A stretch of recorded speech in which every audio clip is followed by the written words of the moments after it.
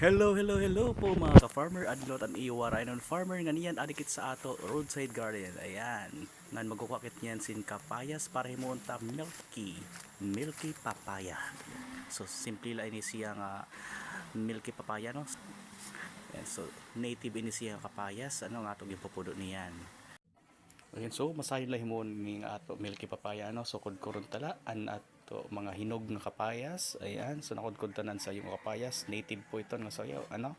And this one naman is red lady papaya. Ayan, ato lot ini siya pagkukudkuron, ihalo tala siya sa native nga kapayas.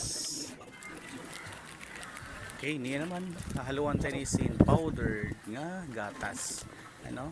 So ginsarihan ko ni nga birch tree kay medyo barato la siya, affordable ano. Dati kasi ginagamit ko sini is mga kondensada or evaporada.